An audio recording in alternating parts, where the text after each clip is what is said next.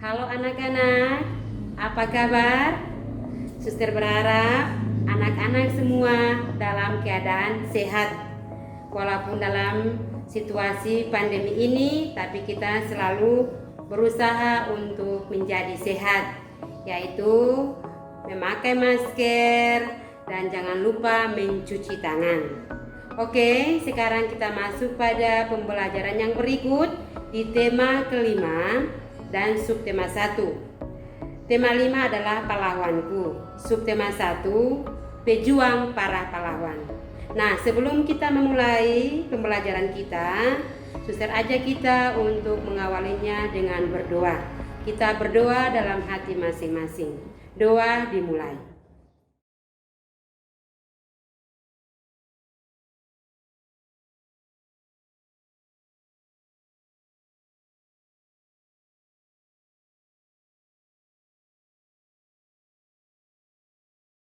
Doa selesai.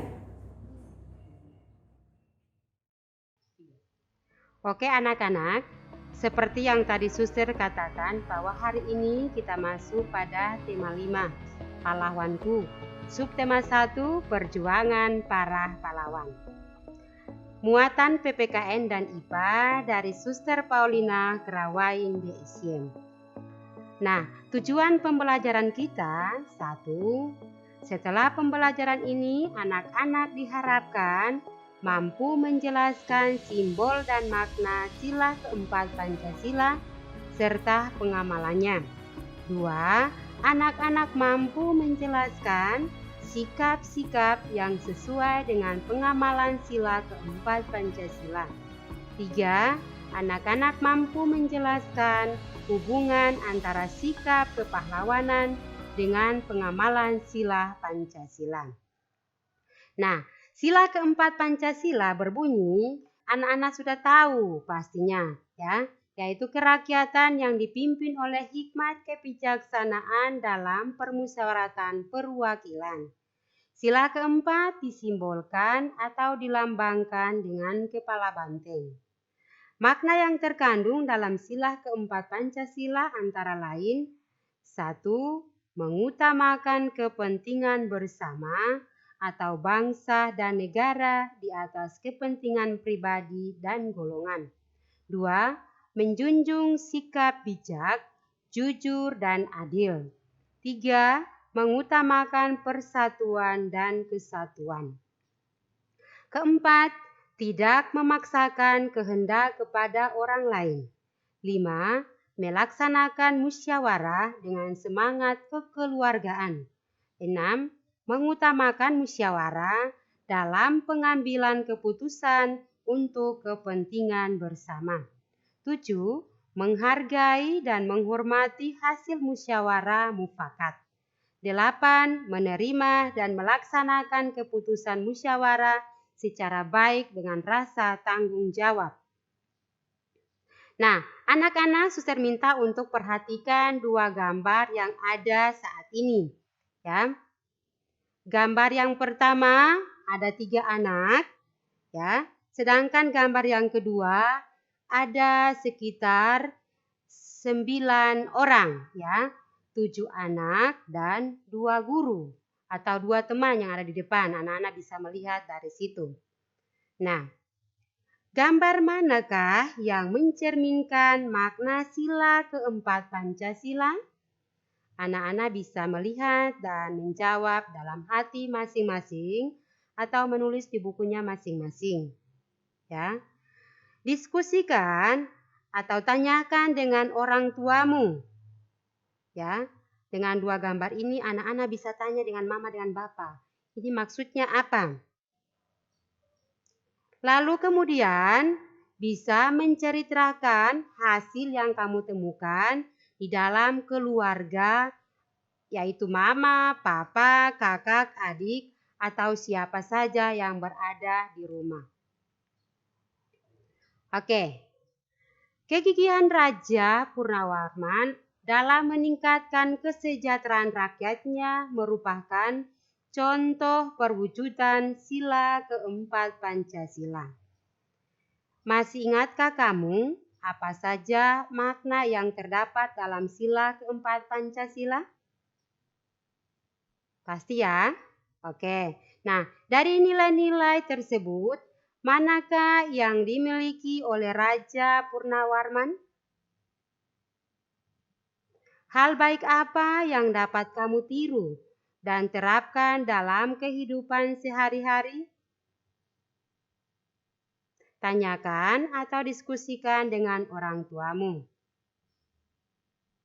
Nah, sila keempat Pancasila menunjukkan bahwa sebagai warga negara dan masyarakat Indonesia mempunyai kedudukan, hak, dan kewajiban yang sama. Dalam menggunakan hak-haknya, ia menyadari perlunya untuk selalu memperhatikan dan mengutamakan kepentingan negara dan kepentingan masyarakat di atas kepentingan pribadi. Begitu juga ketika anak-anak berada di sekolah atau di rumah masing-masing. Nah, Pangeran Diponegoro tidak dapat melawan penjajah seorang diri. Pangeran Diponegoro bekerja sama dan mendapat dukungan masyarakat dari berbagai daerah di Pulau Jawa. Pangeran Diponegoro mempersatukan mereka untuk merebut hak mereka dari penjajah. Bersama rakyat dengan semangat yang juang yang membara, Pangeran Diponegoro mampu membuat penjajah Belanda kewalahan. Nah, dari kisah tersebut, kita belajar arti penting persatuan dan kesatuan. Dengan bersatu atau bekerja sama, rakyat menjadi lebih kuat. Kamu pasti sering bekerja sama dengan teman-temanmu. Apa saja contoh kegiatan yang membutuhkan kerjasama dan apa manfaatnya? Apa saja yang perlu diperhatikan ketika bekerja sama? Apakah saling mengejek? Diskusikanlah bersama orang tua dan keluarga yang lain yang ada bersama kalian saat ini. Oke anak-anakku, tadi kita belajar muatan PPKN, sekarang kita masuk pada muatan IPA. Tema 5 juga dan tema 5 ini adalah pahlawanku. Subtema 1, perjuangan para pahlawan. Tujuan pembelajaran untuk IPA ini, 1. Setelah pembelajaran ini, anak-anak mampu mengidentifikasi sifat-sifat cahaya dan keterkaitannya dengan indera penglihatan. 2. Siswa mampu menjelaskan peranan cahaya dalam proses melihat dan melakukan pencobaan mencampur warna cahaya. Oke, mari kita lihat bersama sifat-sifat cahaya.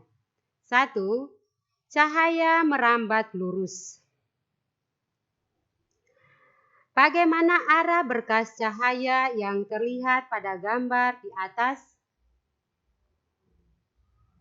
Berkas cahaya selalu merambat lurus. Contoh lain yang menunjukkan bahwa berkas cahaya merambat lurus antara lain A. Lampu sorot di lapangan sepak bola. B. Cahaya matahari yang masuk dari jendela. Dan C. Cahaya dari lampu senter.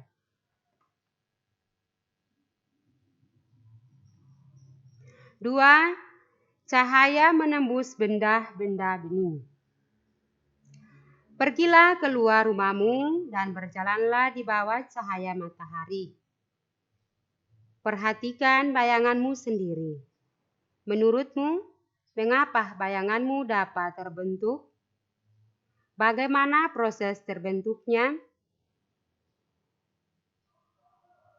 Bayangan terbentuk karena cahaya tidak menembus benda tertentu sehingga membentuk sebuah daerah gelap. Benda yang tidak dapat ditembus cahaya disebut benda gelap. Bagaimana cahaya mengenai benda bening seperti kaca? Cahaya yang mengenai benda bening seperti kaca akan diteruskan atau menembus kaca tersebut. 3. Cahaya dapat dipantulkan. Berdirilah di depan cermin. Bayangan tubuhmu terlihat di cermin karena cahaya yang mengenai tubuh dipantulkan kembali oleh cermin. Permukaan cermin yang rata dan menggelap atau licin memantulkan cahaya dengan teratur sehingga membentuk bayangan yang sempurna. Akan tetapi, jika jatuh pada permukaan benda yang tidak rata atau bergelombang, cahaya dipantulkan dengan arah yang tidak beraturan atau disebut dengan pemantulan baur. Pada pemantulan baur, bayangan yang terbentuk menjadi kurus, jelas. Nah, perhatikan dua gambar yang saat ini suster tampilkan di layar. Gambar yang pertama, pemantulan teratur pada permukaan cermin. Nah, pada cermin kita bisa melihat bayangan kita di dalam cermin karena ada pemantulan. Dan yang kedua, pemantulan baur pada permukaan air yang tidak rata. Yang keempat, cahaya dapat dibiaskan.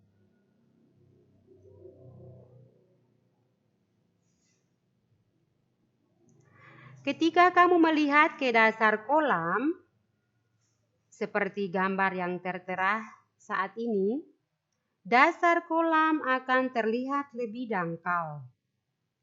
Hal tersebut merupakan akibat dari pembiasan cahaya. Cahaya dari udara dibelokkan ketika melewati medium air yang berbeda kerapatannya. Anak-anak bisa buktikan sendiri bahwa cahaya dapat dibiaskan. Boleh masukkan pensil ke dalam gelas bening yang diisi air jernih. Kemudian, amatilah. Pastikan pandangan matamu sejajar dengan permukaan air ketika melakukan pengamatan. Di situ anak-anak bisa menemukan apa yang terjadi saat itu.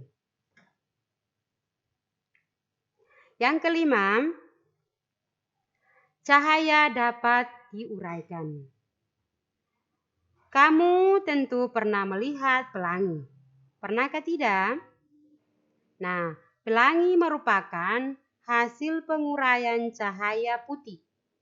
Cahaya putih yang mengenai benda-benda yang dapat menguraikan cahaya akan mengalami penguraian dan menghasilkan warna-warna pelangi. Benda-benda yang dapat menguraikan cahaya, misalnya prisma kaca dan titik-titik air. Oke, anak-anak coba perhatikan gambar yang ada di slide ini. Tahukah kamu bagaimana kita dapat melihat dan membedakan warna-warna benda di sekitar kita? Kita dapat melihat karena kita memiliki indera penglihatan. Indera penglihatan kita adalah mata. Nah, perhatikan bagian-bagian pada mata dan fungsinya berikut. Yang pertama, otot mata. Otot mata berfungsi untuk menggerakkan bola mata. Yang kedua, saraf mata berfungsi meneruskan rangsangan cahaya ke otak. Ketiga, retina berfungsi menangkap bayangan hasil pembiasan cahaya dari lensa mata. Lensa mata berfungsi untuk memfokuskan cahaya agar jatuh tepat di retina. Iris berfungsi mengatur besar kecil pupil serta memberi warna mata. Kornea berfungsi meneruskan cahaya yang masuk ke mata. Pupil berfungsi mengatur banyaknya cahaya yang masuk ke mata. Nah, yang berikut kita melihat bagaimana kita dapat melihat benda-benda di sekitar kita.